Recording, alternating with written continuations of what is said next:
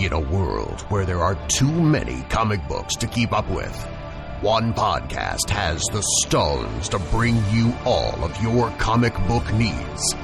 Week by week, book by book. One epic show.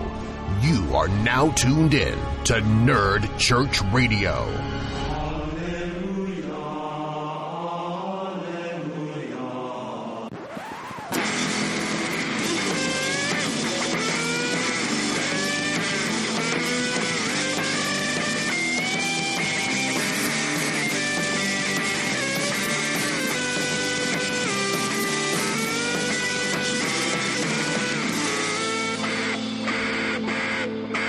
Hello and welcome to NCR DC Mass, episode number 39? 38. Yeah, I'm your host, Ben Dupé. Bradley Butan. And Travis Why Roseberry. you guys shake things up, man? Why you always trying to... Gotta rock the boat. Travis is always rocking the boat. I'm just Well, at least kidding, I'm man. not popping in to tell you I'm wrong. Yeah. That was nice. That was nice of you to do last week, though. I appreciate you coming in just to tell us that. Very humble person. I appreciate that. So, I am exhausted. I just had like the longest day. Oh, I know. You don't have to keep telling me, Travis. All right. So I just had the longest day. I know. I got to get you guys, the rest of you guys later. Brad, I got something coming for you. Sweet. Yeah, that's the one I'm going to use right there. All right. Yeah, I had a long weekend though, man. I worked Comic-Con, as you guys know, Nice. Wizard World Comic-Con in Des Moines. Got to meet the man with Marvel Comics, Mr. Stan Lee. And that is something that's checked off of my bucket list. So Nice. it makes all the other items feel possible now. That's awesome. The other things on my bucket list are, I really want to go to San Diego Comic-Con someday. Yeah. Agreed. That is definitely going to happen someday. So if we have our fans throw a little cash our way in Patreon, then Yeah. Church Radio. Yeah, can go. yeah, right. Fund Kickstarter. Here we Yeah, go. send us to Comic-Con. Actually, I've heard even if you have the money, man, like the tickets go on sale digitally. It's like a and lottery, man. literally 60 seconds later, it's sold out. Yeah. I mean, like people have bots that just buy the tickets the second they go on sale, so you can't click fast enough. Yeah. So I don't know, man. It's a crapshoot because then it's like, okay, do I plan a vacation to California and then not get the ticket? You know, it's like, how's that going to work? So It might even be worth it just to go and stand out in front of the convention center, though. Too. Oh, just I to see the guarantee people. it. Yeah. Just just amazing. Just a people watch. Yeah, man, there was some cosplay at this recent one, man. I'm sure you guys saw pictures on Facebook. Brad, I was showing you some stuff before, but man, there was some great cosplay. Really, really. And the best cosplay that I like is not the stuff that people like found a really awesome costume online. I really like this stuff. Like there was this guy that people hand make. Yeah. This guy was Star-Lord from Guardians of the Galaxy. I saw that picture. Yeah. Yeah, so that mask he was holding, it was actually two pieces that he 3D printed himself. He embedded lights into the eyes and plexiglass that he could see through. And they were stuck together by magnets that he put inside of the 3D printed pieces. He actually made the 3D print model himself. Nice. It's really cool. And the gun that he had, his blaster, was made out of two 3D printed pieces. And That's cool. he had a legitimate 80s Walkman, cassette tape Walkman, and the real headphones with the orange caps. I mean, everything he had was legitimately Star-Lord. I mean, you can go to Hot Topic and buy the jacket and stuff, but this was one that he bought a red jacket and literally made it from pieces of leather. I mean, that's the impressive stuff to me. Yeah. So yeah, it was a lot of fun. I was running the Mayhem Comics booth, and just my voice is almost gone because I was yelling, get your comics over here, deals, type stuff. So that was a lot of fun. Other than that, not much else new is going on. How was your week, Travis? It was a good week. Didn't do a whole lot other than work my tail off, Read and comics? Read comics, yeah. Yeah. It was a good week for comics, though, too. So Was it? You think? I think all right. Yeah. All right. I mean, there's don't know. definitely been better weeks, but there's been a lot worse weeks, too. I don't know. I had a rough week for comics this week, but we'll get into that later. Yeah. Yeah, I don't know. How about you, Brad? How was your week? It was good. I had my kids this weekend, and man, we were gonna attempt Comic-Con, but the way that my 4-year-old was acting, there was no way. There was no way. There was a lot of parents there. I actually because I was selling the comic grab bags. It was 10 comics for $5, and we stuck a $100 gift card in one of them. So it was like you had the chance to win. I bought one of them. I didn't get it, but so I learned little tricks to like selling these grab bags to people. It's like the first trick is like I don't sell to the parents. I actually sell to the kids, because then the kid is like, "Daddy, can I have this?" And like the dad feels bad and buys it for him. Oh, so I was was targeting the kids and being like, "Hey, we have comics over here. Do you like Spider-Man?" Sir, quit speaking to my child. I know. I I sold so many comic books doing that. It was awesome. You just turned into McDonald's. Yeah. I know. It was great, man. It was awesome. Then what was my other trick? Oh yeah. So whenever someone the reason I had so many pictures of myself with people with costumes on. I mean, normally I'll take one if I like their costume a lot. Yeah. But that was like my entryway to be like, oh, and by the way, we sell comics. So like I'd walk up and be like, hey, I like your costume. Can I have a picture? And I'd get a picture taken with them. And then I'd start selling comics to them. Oh, so gently stroking their ego. Yeah. Kind of get a feel for like what kind of character they like based on the comic or the costume that they're wearing and stuff. So That's cool. Did you try to sell to Stan Lee? No. I tried to talk to him. You would think I had a freaking bomb attached to me, man. His staff was like, "No, get away, go." Like, yeah, it wasn't good. So anyway, if you're a first time listening to this podcast, NCR is a DC comic book fan podcast. We talk about all things DC Comics, specifically the weekly comic book releases that come out from DC and DC Rebirth right now. We also are a certain type of podcast. What kind of podcast are we, guys? Stephanie Brown. Okay, we are also a spoiler podcast. So Ben really wants us to get that right one day. I know, right? Squirrel. What? Yeah. So yeah, we are a spoiler podcast. So we're going to be spoiling all of the DC comic books that came out this week. We are proud members of the Batman Podcast Network, and we host a website where we write reviews for the comic books every week. They come out Wednesday at midnight, so you can check out the books, see our rating based on, like, you know, what you're feeling on buying. That can be located at nerdchurchradio.com.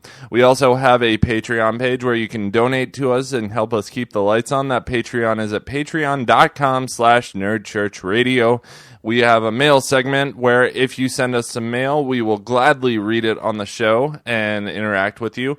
If you want to go a step further and have us interact with you, you can call our listener line at 641-715-3900, extension 345703. Leave us a voicemail and we will play it on the show. Like me. Yep. Brad did it. He was our first one, and that was actually pretty fun. So, so that's all I got for you guys. Just call in and say, "Hey, I really like that guy named Brad. He's awesome." I thought about that, but I was like, "Hey, what does a guy got to do to get on the confession on the?" Listener line, yeah. Right, you know. Yeah, no, it was good. So yeah, that's all we got for an intro for you guys. We'll move things on to a little bit of news.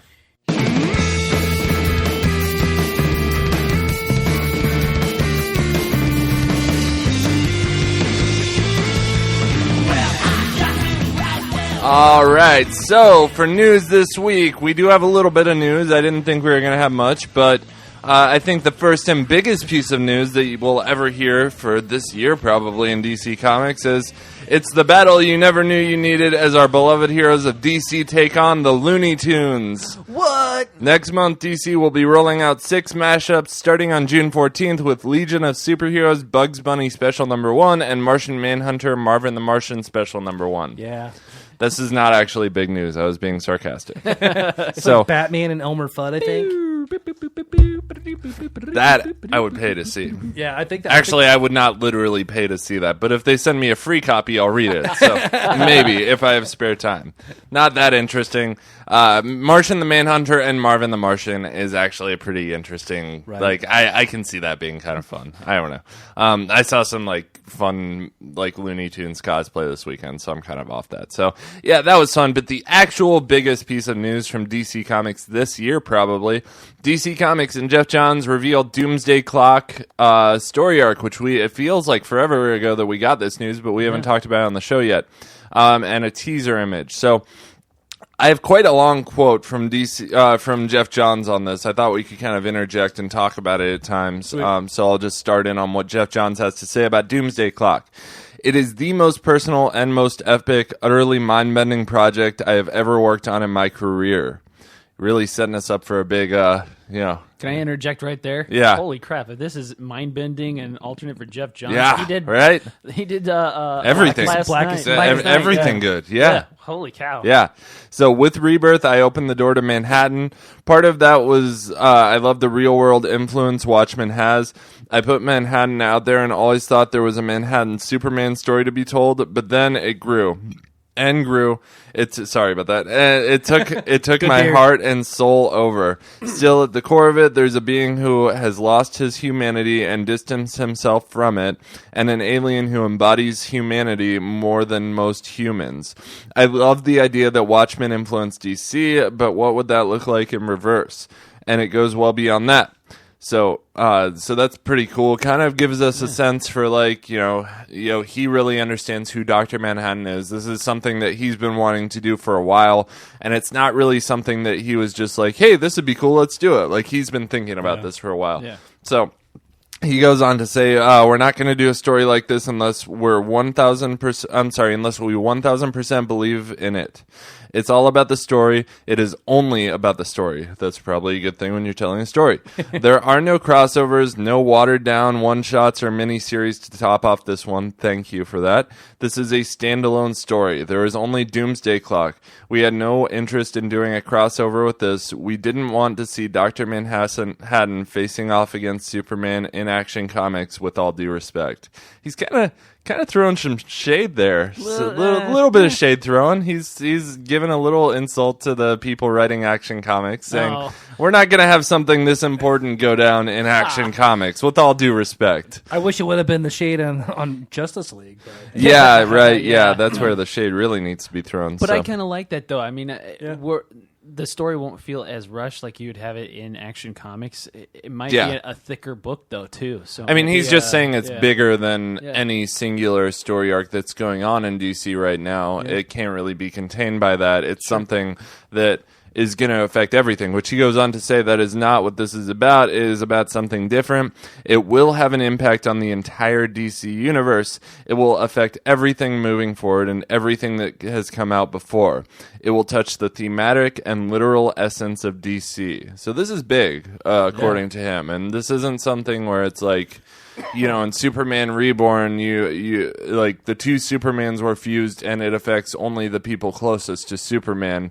Well, then it's really contained to like Superman and Action Comics, whereas with this, it's apparently going to affect everything moving forward. So that's pretty cool. He goes on to say, when Rebirth kicked off and I wrote the special and worked with all the teams, and all the books did their thing. I talked to Gary, which I don't know who Gary is. Do you? Oh, yeah, Gary. Yeah, that guy, Gary. I see him at the water cooler all the time. Yeah, with the thing and the thing. Yeah. And Gary said there's a really interesting story with Dr. Manhattan and his point of view and the intersection into what is the DC universe. But anyway, more news here. We have Supergirl getting a new regular artist in August. And the former Green Lantern's artist, Robson Rocha, is now going to be the artist on Supergirl, which I didn't know he was leaving. I don't even know if he's leaving Green Lantern. Supergirl is weird because there's Supergirl and there's Supergirl bringing super, and I don't know. Yeah, I don't know. Supergirl's really good, and so is Supergirl being super, but like I don't know how they're connected, or if they're connected, or different timelines, or what? It's just confusing. Yeah, we've been asking this question for a while, and I've been waiting for a listener to get back to me if anyone knows. Because I've looked it up online before, and I can't find a direct answer. I think a lot of the time when something like this is happening, they're not going to... If they haven't said that there's a connection between these two books, then I would just probably assume that there's no connection. If they haven't said it's an Otherworld story, then it's probably not an Otherworld story, and I'm sure they exist within the same universe. As far as the timing of them, though, like, I don't know which one took place first or last. I don't even think it matters according to the stories. They're just both two different stories. Right, so. yeah. Yep. So, last bit of news I have is, do you want to edit Batman titles for DC? Well, they're hiring right now. DC Comics seeks a group editor for the editorial DC Comics department. Position will manage and oversee an editorial group dedicated to the Batman family, as well as specified DC universe, which present approximately 1/3 of the profitability of our publishing line. And that's the job posting. So that's pretty cool. I don't know. Cool, yeah, if any of our listeners have a background with editing literature, I guess. I don't know. I'm probably not qualified to apply for it, but no. Yeah. Misspellings and random commas around the place. I know, horrible. Right? Sticking there. I think that's a semicolon needs to go there. I don't know. Yeah, well, and I think like a lot of editors handle like Easter eggs and stuff too. Like they'll stick some Easter eggs. Like in Superman when there was all those Easter eggs in that one issue. I forget what it was, but there was that cork board on top of Superman's desk or by his desk, and it had all the little post-its. Like that was the editor that did that. Yeah. He put a bunch of little Easter eggs throughout there, so that's kind of fun. So that's all I got. We're 20 minutes in. We haven't talked about a single comic book, so we are going to move things on to the book reviews. We review comics?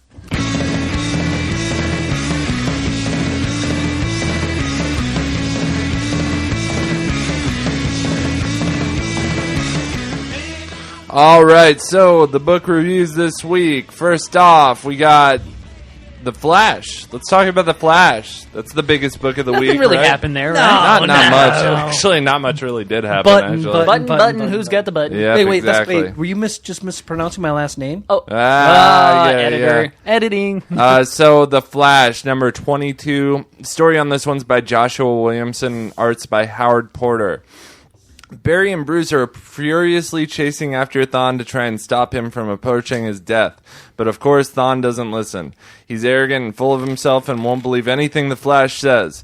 Just as Barry and Bruce are about to catch up to Thawne, the cosmic treadmill breaks down and Thawne makes away as Barry and Bruce are left to get lost in the time stream. So just in time, Jay Garrick shows up out of nowhere and saves their life. Jay Garrick delivers them back to the Batcave in one piece. Barry has no idea at all who Jay is. He reaches out to touch Jay and try to recollect any erase memory from him, just like what happened in Titans with Wally. We've seen all this before. And just as he touches Jay's arm, Jay explodes into the Speed Force. Just as Barry and Bruce are about to be lost into the time stream. The final sequence of the book shows the button being held by Dr. Manhattan's blue hand. We get a quote from Watchmen of Dr. Manhattan talking to Laurie, or Silk Spectre, saying, "Why does my perception of time distress you, Laurie? Everything's preordained, even my responses. I'm just a puppet who can see things."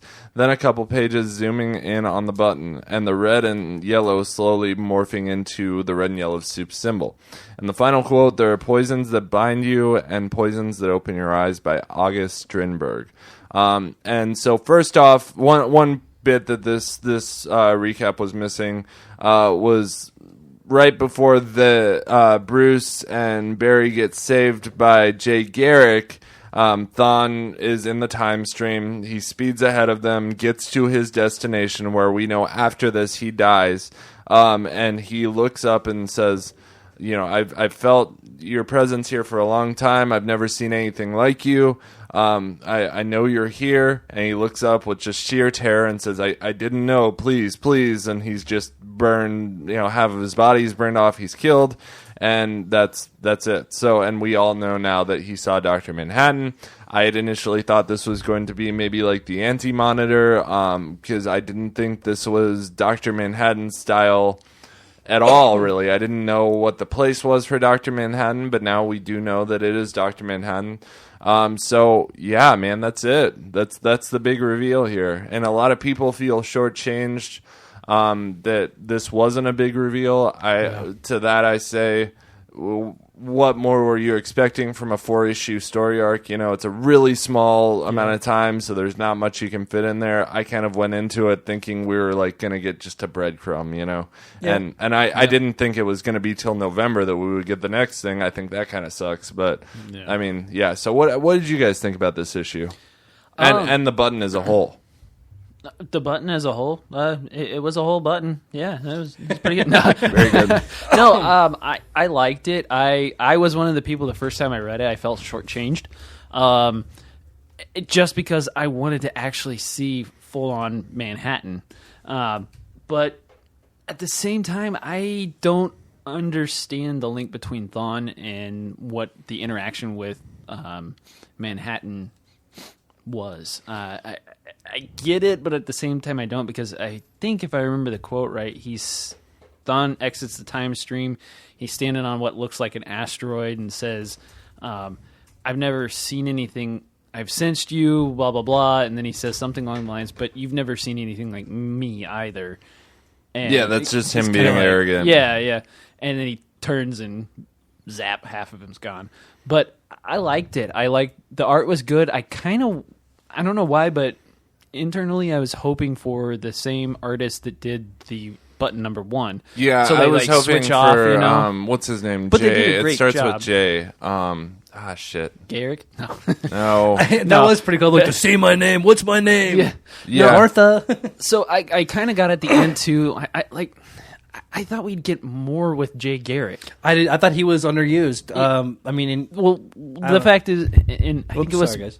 number 1. They're like, I saw a symbol. I don't know what it means, and it was Jay Garrick's helmet. Right. And I thought we'd get a little bit more with him, but at the same time, I kind of get what they're doing with the Speed Force, doing the whole you need a lightning rod that actually means something, and Wally West's lightning rod was Barry Allen.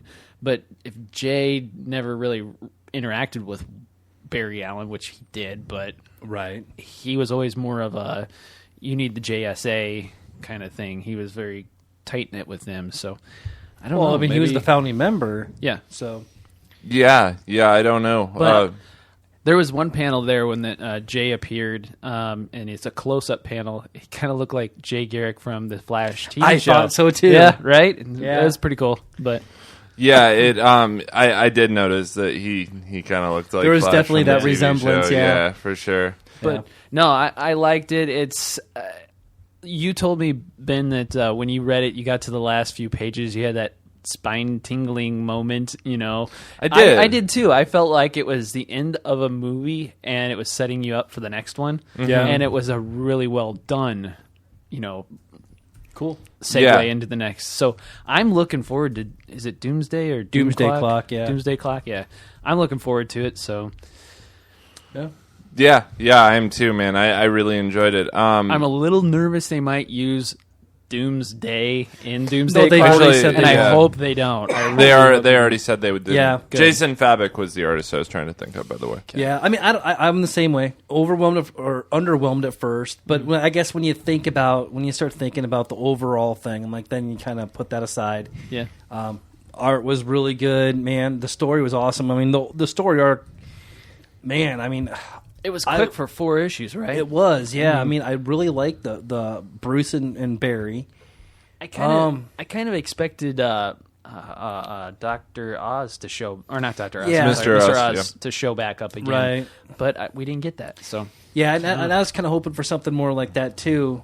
And then I didn't feel that they used Jay Garrick the way that they could have. I mean, and probably time. I mean, I bet you if it was a 6-issue arc, that might. I don't think we've seen the last of Jay Garrick. I either. hope not. I mean, I don't think we've seen the last of Thawne either. I think we maybe have seen the last. Oh, of they'll Thawne. always bring back the Reverse Flash. As long as there's a Flash, it'll be a Reverse Flash. So I will say that I don't know. I think Jay Garrick coming back and then disappearing back into the Speed Force is very similar to what we saw in DC Universe Rebirth #1, where Jay Garrick appeared to like his ex-girlfriend. She saw him, touched his arm, and then he disappeared back into the Speed Force, and he didn't reappear until he came out to the Titans, I think, again. That was Wally, not Jay. Or Wally, rather. Yeah. So Jay, I mean, he came out of the Speed Force, disappeared back into it, and I think we'll see him pop back out in a Flash book, but I think, like, we weren't going to see more than a cameo in this book. Yeah. This book is centered around Batman and the Flash. This is their story. So, but I mean, I definitely want a JSA. Yeah. Yeah, I Definitely think that may be where we'll see them come at. But yeah, it'll be interesting to see how they play it. So how'd everybody rate it? So we do have a rating system here. I'll play that for you so you know what I'm talking about.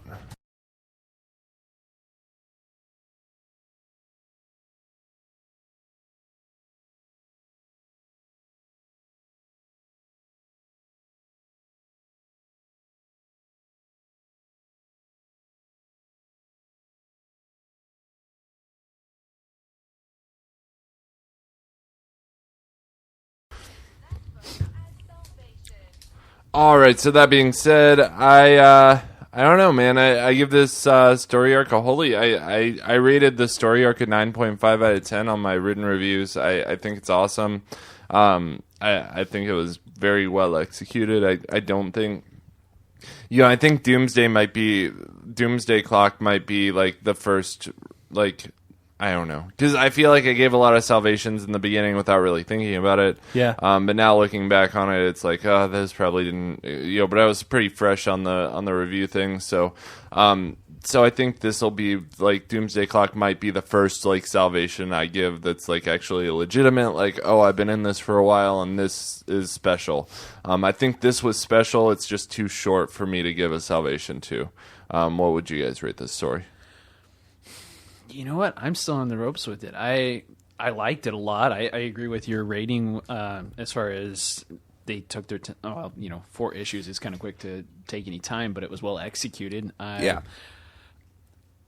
This issue, I would say a blessing just because I didn't get everything I wanted, but at the same time, the art, I'd say it's a holy. So what? I've been asking other people this too. What would you have wanted from this, or what did you want from this? So normally when you have an arc or something, I kind of look at it as a 4-course meal, right? Sure. So you get your fluff up front, and then you get your meat and potatoes at the end, right? Sure. I got appetizers, it felt like, the whole way through. So it was enough to fill me up. I'm excited. I'm happy. But I didn't get my steak. But I didn't get my steak. So I know I'm going to get it next time. See, I feel like with a story arc, though, with a 4-issue story arc, you're not getting like a lunch or a dinner. You're getting like this is like a dinner. This is this is a little less than brunch. It's a little less than dinner. Yep. It's a short meal. Yep. Because normally they have 6 to 12 issues to write a story arc. Yeah. So, and that's kind of why I can't give it anything higher than a holy. No, totally. I agree with that. I don't feel like it's been knocked down to the blessing rating for me. So I think it's a holy. Yeah. A lot of people, man, there were a lot of angry people too. There's some people who gave it like a 4 out of 10. What? I don't know. I think there's haters. Yeah. Well, I think like people immediately feel shortchanged, and then they're like, well, this didn't give me enough. And to that, I guess my response is always like, well, what did you want instead? I mean, if this wasn't what you wanted, I guess what did you want? And like a lot of people don't know what they want. A lot of people are like, I don't know, I just wanted something bigger than this, or I just wanted something more than this. Yeah. And I felt that way too when I first read it, but I think after thinking about it for a while and thinking about like objectively, like what could they have given me here in a 4-issue story arc? Yeah, I think maybe if they had showed Dr. Manhattan's entire body, that would have been something that maybe left people a little happier. You just saw his hand, and I think like I don't know what harm could come from showing his entire body in a double splash page. I just kind of I don't need to see all of Manhattan. I just wanted like maybe one page of interaction with Manhattan. You don't need that blue penis. No, Ben. For God's sakes, man, put on some underwear. Showing him like plasma blasting half-a-thon or something. That would be cool. I mean that would have been cool too. I don't know. So I mean it's something where I was a little divided on. What would you rate this, Brad? Holy and holy. It's not Salvation, but I agree. I think Salvation will probably come closer to with like Doomsday Clock.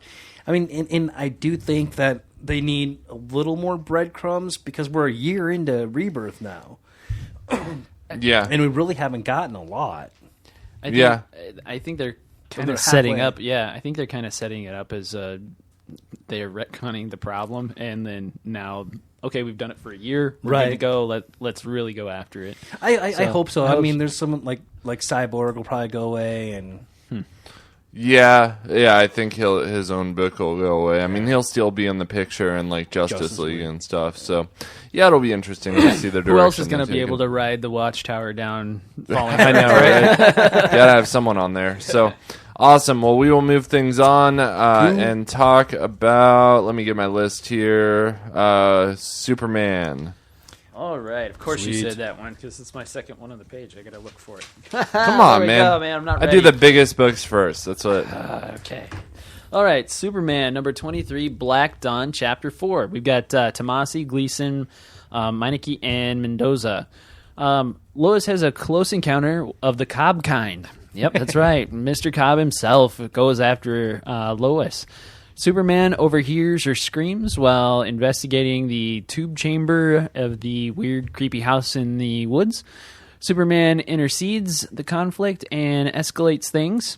Elsewhere, we see Jonathan being forced to witness the conflict with Dad and Mom and Cobb. We are led to believe Cobb cares for John and would never hurt him. Enter giant cockroach attacking Hamilton. Great, we got another giant animal attacking Hamilton County again. Where are these things coming from? Hopefully they have Aflac or something in that. I know, right? Come on. Soups ties up Cobb and then knocks him out. Then goes and tries to intercede the giant cockroach from I don't know where. But just as he's arriving, a new team of heroes kills the cockroach. They're called the Super Elite. While our Boy Scout preaches to the team about life being sacred and all this thing you shouldn't ever kill, the bug wakes up and flings shrapnel everywhere, hitting Lois in the leg. Looks pretty serious. John sees everything on the monitor while Dad cauterizes the wound.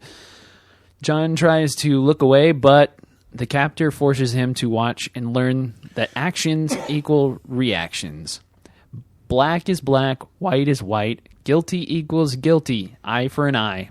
Soups and his code don't align with this, so our mystery man feels it's time that John steps up and learns these lessons. Because we remember from last issue, John actually took that lethal step and killed one of the monsters. Oh, did he? Yeah. Okay, cool. And who better to teach him that lesson than Manchester Black? I love the art. The art was fantastic. I love the reveal that it was Manchester Black being the guy that's been behind all of the mind control and everything. I'm going to give it a holy because I'm just holding back. I really wanted to say Salvation, but me personally, I don't like Manchester Black, but I like him as a villain-ish kind of guy. So I'm going to stop right there and say, does anybody know Manchester Black or the Elite? Not really. I know he's British and he smokes. Yep, he's got him and Constantine friends. Might be, I don't know.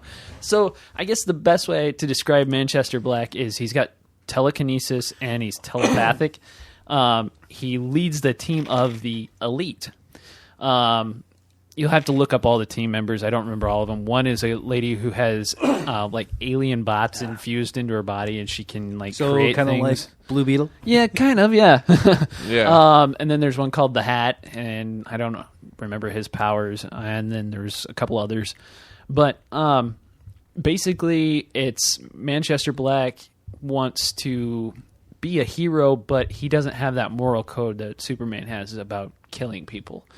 Yeah. They go toe-to-toe a long time ago, and they realize they're not on the same grounds, Superman and Manchester, and they fight it out, and it was a pretty knockdown, drag-out Sweet episode or issue run. There's actually a movie on it, too. So, oh, really? Superman versus the Elite. It's actually... I didn't care for the art in that movie, but at the end of it, it's actually a really good story. So I suggest running out and grabbing that. I'd give that one a high holy on that one. I know we're not doing that, but that's on a DVD. Man. So it happens. I don't know, man. I'm not gonna give it. I've really kind of gotten annoyed with people pointing out we do high holies and stuff because it's I don't know, man. It's when you think about it, it's a 1 to 5 rating scale. So sometimes, the difference between a 3 and a 4 is a lot. I mean, that's saying either or kind of good. I mean, sometimes there are high holies. So, but I'd suggest it. Go watch that. But cool. What'd you guys think about that? It was good, man. I enjoyed it. I mean, I like the art. I think I'm a little weird about this whole this town isn't real thing. I think it's a little Pleasantville kind of vibe or whatever that I'm not totally on board with. It's all right, I guess. It's a fine enough direction to take the story in. It's them using a legacy. What I'm assuming is a legacy character like Manchester Black is something that longtime fans will be I'm sure a fan of. But for me, I was wanting this to be like, like Martian Manhunter. I wanted I wanted Farmer Cop to be a good guy or a girl that was just misunderstood, and they were doing things to like that. We're actually on your side, and this is actually connected to the rebirth events and stuff. But we got more of a contained thing with legacy characters. So I don't know. I mean, like I kind of feel like the whole Hamilton County thing is played out. I love the art. The art was fantastic. Yeah. The silhouettes of like Superman's face, man, like so very Henry Cavill-ish. Yeah. Man. Yeah, totally. So good, so good. So I kind of I get the point about the town being overplayed and whatnot, and being a little Pleasantville, but it kind of rolls together because Manchester is a telekinetic person, and he's telepathic, so he can control everybody in the town. And then he's trying to teach a lesson to John about basically recruiting him. Yeah. And what better way to do that than to basically set up a spot where no real person can be hurt, because we don't know if they're actually people. They could just be like a figment of Manchester's imagination, or they could all be in some weird stasis, and very well true. could be. So that's true. I don't didn't know. think about that. It's kind of weird. It's going to be neat to watch how they pull it all together. Like, why did they send Superman to that weird island, and what are these real powers that Manchester has? Because I'm out to lunch on that. I don't know how they're going to tie that all together, but I thought that had something to do with Mr. Oz, which had something to do with Dr. Manhattan, but I hope you get some meat and potatoes at this meal. Me too, yeah, right. So, what did you give this one? I said holy. Holy? Yep. Yeah, man, I'm at holy, I guess. If I have to stick with, like, solid holy or solid blessing, which, I would really go low holy on this, but, like, I'm at a holy. I think it's good. All the Superman things are a good thing. A lot of people...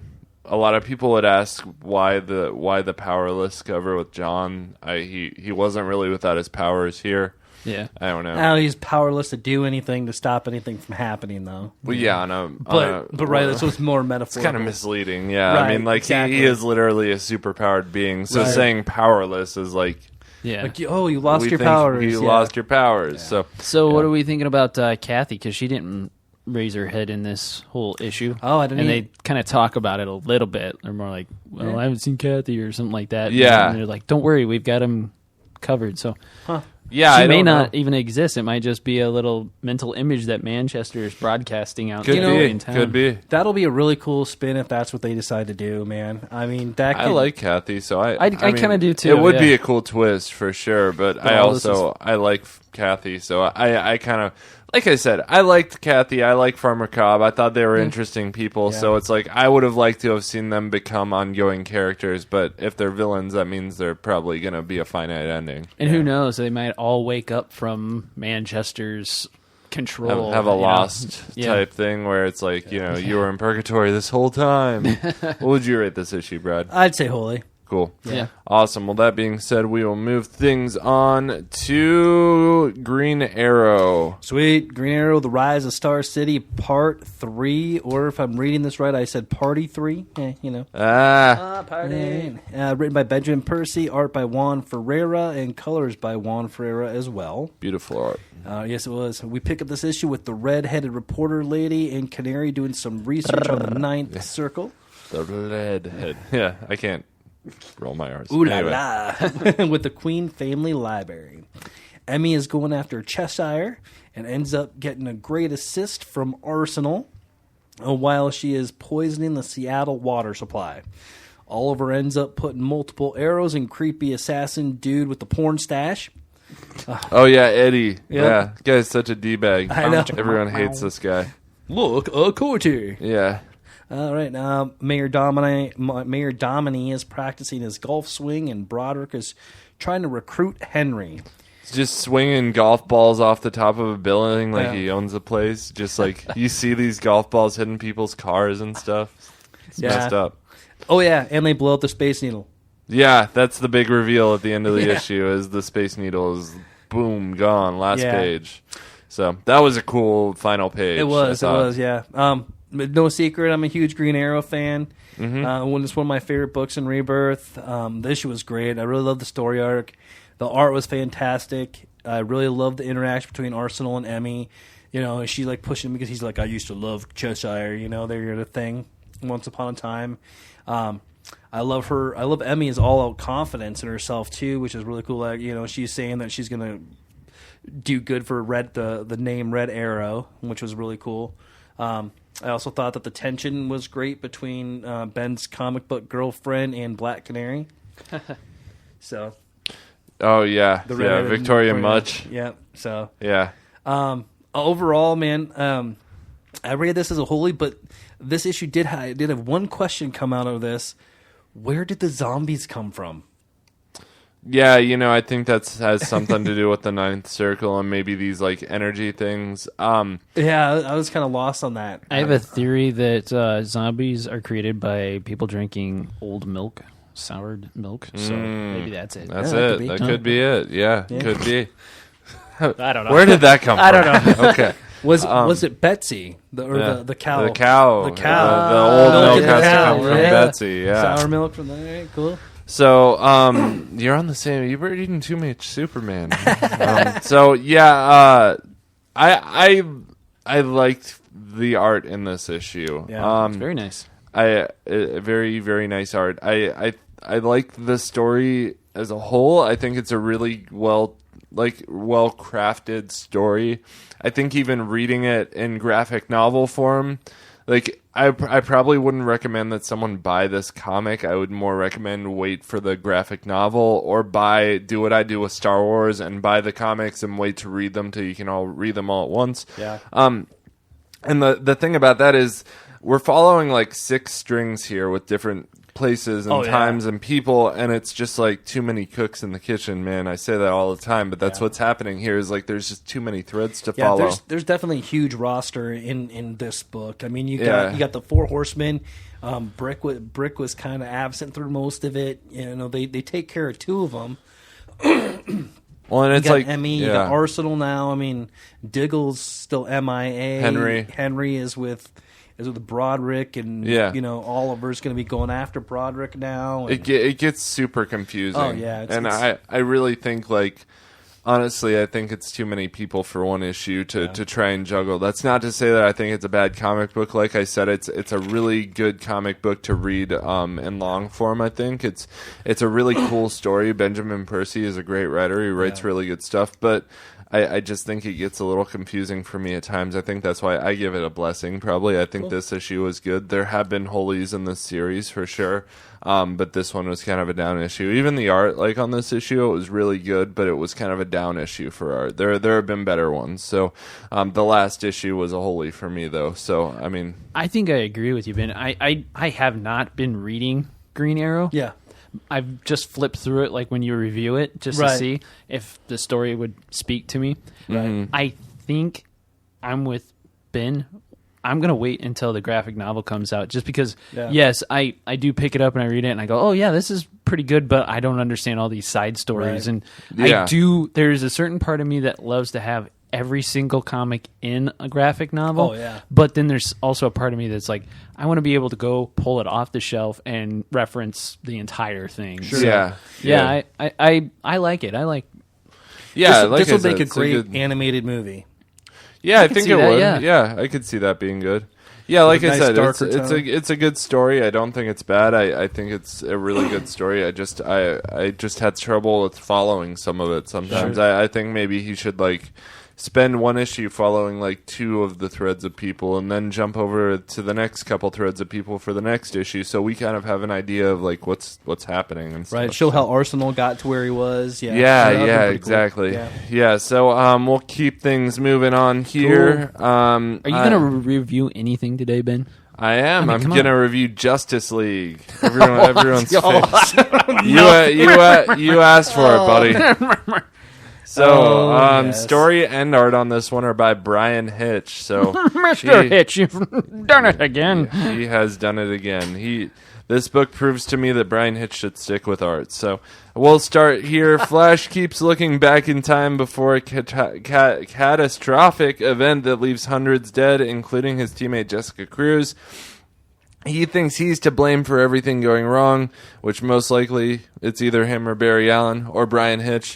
Flash brings Batman along to help him while the Justice League battles the latest vague blue alien villain. Flash and Bats go to investigate the facility where the weapon that will kill Jessica tomorrow is. They try to warn Jason Taylor that his device will soon detonate and kill everyone. With the alien monster defeated, the rest of the League boom tubes to the facility where Batman and Flash are trying to help escort all the people there to safety. The device begins to detonate as Cyborg realizes there's an energy signal below and the device is alive. Suddenly, the same giant blue space monster bursts from the floor below and appears to attack. As it turns out, the device was part of that alien, and once the two were whole again, the alien apologizes for the intrusion and leaves. And that's nice. That sound really sums up how I feel about this freaking book. It's just terrible. I hate this book. I really like. That's strong from you. You're not a hater. I know. Like every week, I either think I'm going to stick it to this person, or I have to stick it to myself because I've already stuck it to everyone else. So it's like, someone gets stuck reviewing this every week, and it's like it's gotten to the point where I'm almost done reviewing it on the show until Brian Hitch leaves, because it's so hard to get through and talk about. My wife wrote this recap for me. I didn't even write it. So what? He's not doing the next issue. Yeah, Shea Fontana is doing the next issue, Nice. but I don't think that's permanent. I don't mean to come off as brash about this. It's just, and We've had I so have many bad issues. It's though. terrible, man. The way he writes the dialogue in this, like, they're looking at this blue alien that's dying, and Diana and Aquaman, and Diana's like, "What is it, Arthur?" And he's like, "Now that it's quiet, I can sort of feel it. Panic, fear. I think it's dying." And Diana says, "You're right. I can see the truth in that." And it's just like, okay, yes, we know you have a lasso of truth. I can see the truth in that. Like, but can you actually see her saying that? Like, no. I can see the truth in that. Yeah, like, no. I just, And they didn't so even really, hokey. yeah, they didn't even really establish the alien character. I mean, Yeah. they showed him in the last two issues, like popping up, and that just basically they've taken him down. But yeah, it's just there was no established. Like, I think I told you, Ben, last time I gave it kind of like a passing grade. It's like, good job, good work. You're showing it was improvement. getting better. And we look forward to the next one. And then now we got same thing we've been getting. And It went up one step and went back down 10. Yeah. Well, and then at the end of the issue, the Justice League is sitting around eating freaking pad thai or whatever, and they're just talking. And Batman says, like, ever since the Kindred, we've had other beings. The fear thing. Nice. Molly, the Timeless, the Sentry warn us, trying to prevent something from happening. Even that Reaper invasion, something is coming. Yeah, and I don't wanna hear know, that more. like Brian Hitch he's trying to sit at the grown-ups table here. Like he's trying to sort of allude to the fact that it's the Watchmen, but like they're not letting him sit at the grown-ups table. We all know that it's really about some other obscure villain that he has coming. Yeah, the grown-ups at the table are like, yes, you can sit here this year, but be quiet. Yeah. And no, I heard that on another show, but like, I mean, that is what he's doing. That's like a great analogy. He shows like a picture of the moon and Earth at the end, like something else is coming, and it's sort of trying to allude. Trying to allude to like this Dr. Manhattan thing, but I know it's really going to be some obscure villain. Like none of the Rebirth stuff has been in this book. It's not going to be in this book. He's not up there in the writers, at DC, so he has no part to play in the larger Rebirth story. He stole that off of Avengers when they all go to do shawarma. Right. Yeah. Sorry, exactly. I'm looking at. I was trying to think of shawarma. When I said when pad thai. when you first said that, I thought the same thing. I was Yeah. like, what's the word? What is that? What is that? So what'd you rate it? Really, you can make him say it? God. I think he said it already. I think we can pass this. I honestly, man, I'm at a blasphemy on this book. Okay. I think like I don't say that lightly. I kind of say that with a heavy heart. Because I hate giving a book a blasphemy. I think very few books deserve a blasphemy. But the problem with this has been that it just keeps letting me down. It gets my hopes up for a little bit, and it gets its way to like purgatory or even a low blessing, and then it lets me down again. Last issue I thought we were on a better path. We were maybe moving to a better story, but then we get into this, and it's just more of the same garbage. And I'm seriously about to stop reviewing it on the show because I don't want to be negative. But we're getting a new artist, right, Ariel? Yeah, I will for sure review the Shea Fontana issue that she writes because she's coming on Wonder Woman too. So yeah. So what would y'all rate this book? Did y'all read this one? Yeah, I agree too. Blasphemy. Yeah, pretty much. Man, it's sad. It's just really sad because we all want it to be something, but like the dialogue doesn't fit. I mean, this is probably it's issues like this is probably the reason why I'm not a huge Aquaman fan. Yeah, I can see that. Well, it just gives you a bad take on most characters. Right. I mean, like he just doesn't give you a good window into that line with Wonder Woman. It's just like that doesn't really encompass who she is or anything. That's just like this generic line that you're like, well, she has a lasso of truth, so I'll put in some quippy thing about her saying I can see the truth in that because it's like, okay, but you aren't really seeing this character for who they are, So anyway, we'll move things on. We don't need to spend any more time on that book, so we'll move things on. Why don't we talk about Brad, you have 3 books this week, so why don't you do Green Lanterns next? Alrighty, and Green Lanterns number 23, written by Sam Humphries, art by Eduardo Panseca, and colors by Blonde. In this issue, the Green Lanterns, Simon and Jessica, go to boot camp. Jessica's getting pushed to the limit by Guy Gardner. Push to the limit. She ends up getting enough and punches him out. I really can't wait to see the repercussions of that. Kyle is trying to teach Simon to think outside of the box. Literally. Volthoom finds out that he wasn't the first Green Lantern and that the Travel Lantern was turned into the first 7 Green Lanterns rings. So I'm going to stop you right there for just a second. When they revealed that the White Lantern was the Travel Lantern, if you remember back to Rebirth Green Lantern, Guy Gardner's Green Lantern had a Michigan sticker on the outside of it, and they always drew that in there. I kind of think that there should be a AAA logo sticker on the outside of the Travel. Sorry, go ahead. Oh, that's hard. Yeah, gotcha. So now he's just trying to find the seven rings to bring them back and turn it back to the Travel Lantern. We do find out the first Green Lantern ring belonged to Althea of Galactica. Ooh, Galactica. That was the issue. I really liked the issue. I feel like the art was super amazing. It was. Oh man, I really liked the panels with Guy and Jessica. With Jessica punching Guy or Guy yelling in her face. You can see the spit and the veins popping out of his neck. Yeah, that first splash page of Guy yelling at Jessica was very like just encompassing of how they are. Right. I can take a lot of crap, but I think I'd probably turn my Green Lantern ring in if I heard that he was going to be my drill sergeant. Oh yeah, man. Especially after you just find out that he beat the crap out of Acrylo without his ring. I'd be like, yeah, thanks. I appreciate the offer. Here you go. Here's your jewelry. Yeah. No, I agree. Can I get a ride back home? Yeah. I had flashbacks to my boot camp when I was in the service reading this issue. Oh yeah. I also like that they were finally getting some traction on the Volthoom. Yeah. I'm glad that they finally got to that, and I think I know why they waited on that, but I think so too. I mean, it was just they had to wait for Hal Jordan and the Green Lantern Corps to catch up before they could jump in with that story, so they had to kind of buy some time with the Dr. Polaris thing. So. Gotcha. I can't wait to see what happens when all 7 rings gets put together, and who has the 7 rings. Gollum. Someone I was thinking that.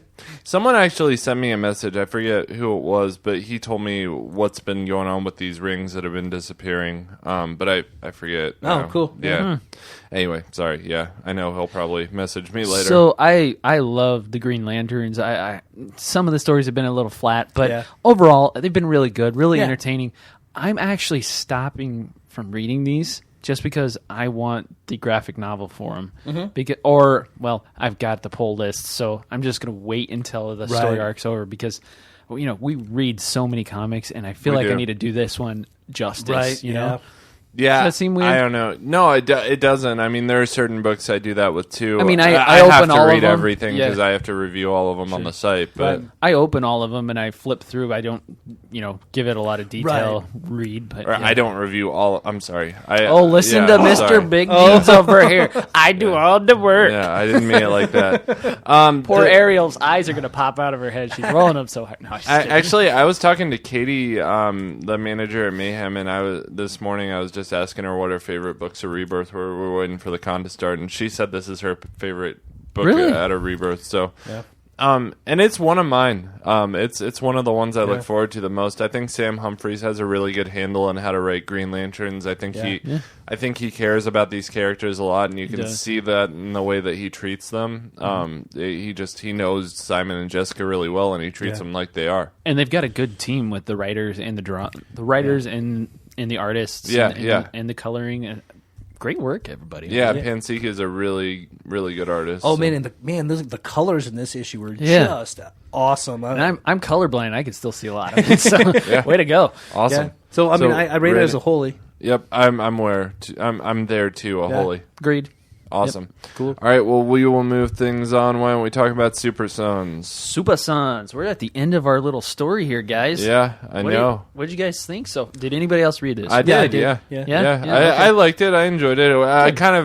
It was what I expected to happen. Sure. Which, I don't mean that in a bad way. I think it was a good kids book. Yeah, and a good kids art. They weren't going to surprise you on this. I think and they didn't. And I don't think they dumbed it down or watered it down. No, it was perfect. Let's jump into this one. Super Sons number 4. Sunday, Bloody Sunday was our title this time.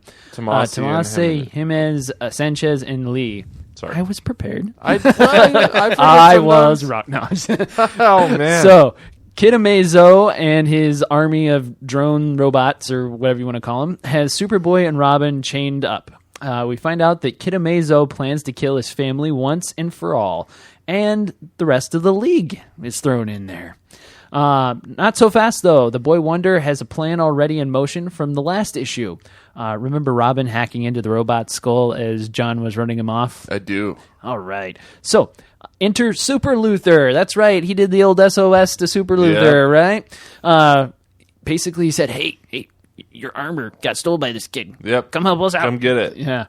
So, crashing in, here comes Super Luther, and he's there to take back his armor. Luther frees the boys, fights off the Amazo army bots with Robin and Superboy, and... I'm sorry. Luther frees the boys, fights off Amazo army bots, and Robin and Superboy make a break with the sedated relatives of Reggie. Is his name. The boys ensure that the family's okay and head back to the fight to aid Luther and take down Kid Amazo. Kid Amazo decides he's going to recall all the droids back to himself because it's kind of like he's not as powerful when he's divided himself so many times or something like that. Yeah. But all of a sudden, his nose starts bleeding and looks like it's an overload, but it's his sister. His sister decides that she's going to use her powers to separate the armor from her brother, leaving him vulnerable. Talk about sibling rivalry. Right? Yeah. Don't wear my shirt. Yeah, I know. Reggie collapses after the separation, and Luther stops the sentient armor. Did anybody else feel the sentient? Is it sentient in Spider-Man? The black symbiote. Symbiote. Thank you. Yeah. Which is now Tom Hardy. The boys hightail it out of there, but are met by Lois and Alfred. Boy, do they have some explaining to do. Where are you boys at? Yeah, so that was the issue. Cool. I liked it. I love the art. It's kind of kiddie, but I liked it a lot. I liked the coloring. I liked the storyline. It was good. Very cartoony art. Yeah. Very cartoony. Yes, it's what I imagine you referencing, Ben, as your Saturday morning cereal. Yeah, for comic. sure. And it's that's what great. this is. It's what it's supposed to be. Yeah. It's almost like Superman meets Archie. Yeah. But I mean, they stayed true to the essence of both of the boys' characters, so they didn't water it down. I felt. Well, some of it was brutal too. I mean, like the kid killing his family and stuff. That's a little It's pretty heavy for a kid's book. Yeah, I mean, I'd let an 11-year-old read it. I would think too. So, I'm still reserving my salvation, so I'm just going to call it a holy. Yeah, I'm there too. Brad? Yeah, I mean, holy. It reminded me of old school Batman movies, the old school Batman television show. Oh yeah, Batman '66. The one with the the dynamic duo is in for certain death. Yep. Yeah, I agree. I enjoyed this one a lot, man. The artwork was really good. Just a fun kid story, man. Yep. Really good. Cool. So I'll keep reading it for sure. It's an ongoing thing, right? It's not ending. Nope. Not that I know of. I know my 4-year-old, she just would scroll through it on my phone, about 30 times. And I'll be interested to hear what the sales numbers are for this one, too. Yeah, that would be neat. Yeah. Yep. So, all right, cool. We will move things on to Batman. So I got Batman. Thank you. Batman number 23. Writer Tom King, artist Mitch Gerards. Batman 23 is a standalone, so you don't need to know the events of the button to read this issue. But chances are, if you bought the button, you probably bought this issue. And if you bought this issue, you probably bought the button. So anyway, Swamp Thing arrives in Gotham. Wait, I was wrong on that. Did you buy the button? I don't know. Anyway, I don't know. What's the button? All right, so Swamp Thing arrives in Gotham to seek Batman's help in investigating a murder. Why would Swamp Thing care about another dead body in Gotham, you might be asking yourself? Because the body turns out to be none other than Alec Holland's father. With Batman's savvy detective skills and Swamp Thing's connection to the Green, the duo is easily able to track down the killer. As Batman cries out in protest, Swamp Thing takes revenge of his father's death and very painfully puts an end to the mercenary who killed him. As silently as he arrives, Swamp Thing fades back to where he came from, leaving Batman dismayed, disgruntled, and in disbelief. So basically, Batman being like he normally is in disbelief. Because he's normally dismayed and disgruntled anyway. So, because he's Batman. So, I enjoyed this story, I guess. I mean, it was fun. It kind of felt like we just lost all of our steam with the button, and this story just kind of like farted out. It's just like it's just a little bit of like. So it was. It weeded out a little bit. Yeah, weeded out. Yeah, I see what you did there. There were parts of it that were very noir, very Sin City-esque type thing at the beginning with the guy singing the song and stuff, and it was good enough, I guess. I don't know. It was just good. I give it a blessing.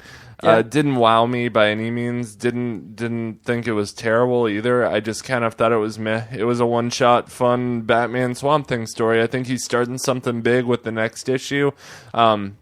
He's going to be doing the just passing a little gas. He's doing the Joker thing on the next story arc, and that's going to be a really big thing that he does. I can't wait to see the Joker in a Batman story. Finally. I mean, it's been almost a year, so I mean, if you don't count Batman Beyond, otherwise though, man, it gets a blessing for me. I think it was a fun story with good art, but I don't think it was anything like amazing. What would you guys rate it? I didn't read it. I've got it in my pull list, but I looked at the art and I was like, I don't really follow Swamp Thing. So well, and I felt like a lot of books this week just I kind of got a meh. Like it was kind of a meh week. I didn't feel like there were a lot of big moments. I think they lowered the par on this week to raise the par for the button.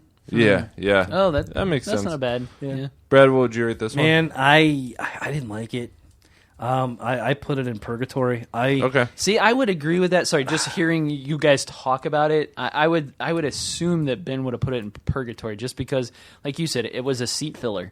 Yeah, but I don't think it was badly told or anything either. I think I was just so hyped up from the button and having this amazing book that, like, if I read a really amazing comic, just like if I watch Captain America Civil War and then I go to try and watch Suicide Squad, like, I'm gonna feel worse about Suicide Squad because I just watched a really well put together movie.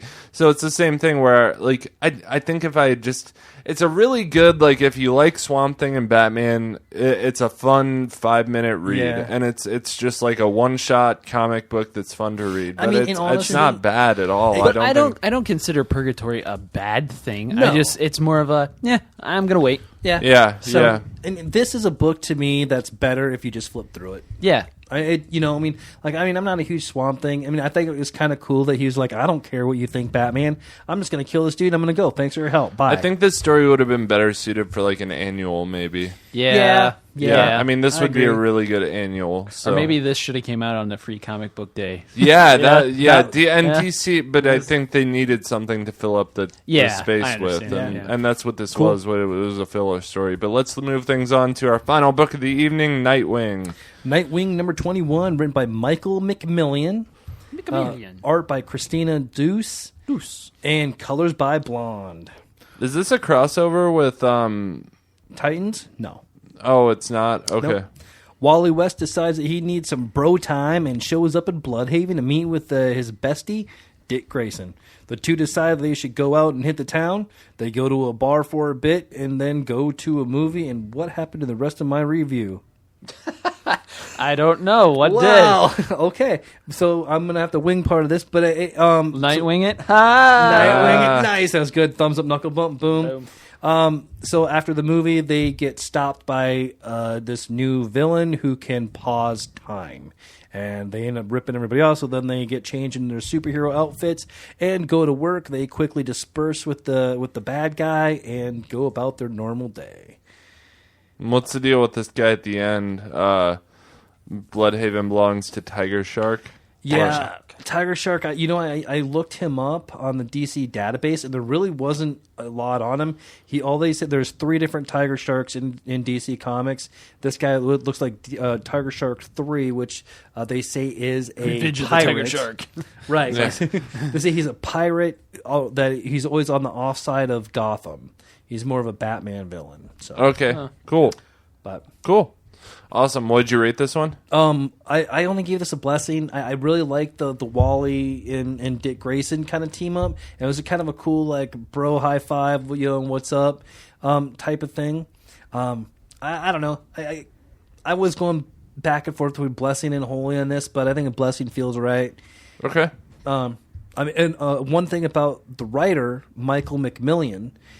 He's also an actor. He actually acted in True Blood, and he was actually one of the writers in DC's talent writers. Oh yeah, in 2016. I had this all written down. I don't know what happened to part of my review on this one. I must not have saved it or something, but he was in that, and he also writes for the True Blood comic for IWD or IDW. Oh really? Yeah. So. Yeah, and he was in the show as well. He's an actor as well. Yeah, I just looked up some pictures of him. Yeah. That's great. He was like the rich, stuck-up vampire in True Blood. Yep. Crazy.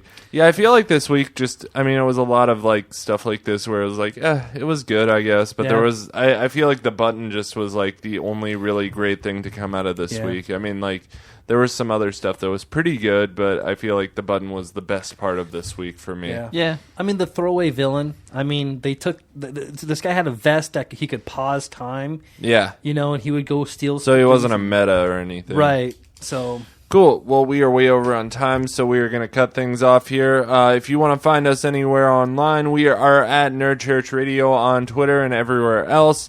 If you want to find me on Twitter, I'm on Twitter at IndieComicBen. Travis, where can we find you? You can find me on Twitter at TritonTR. That's TRITONTR. And by the way, hi, Dad. My dad's listening. Hi. Oh, hi, Travis's dad. Thanks for listening.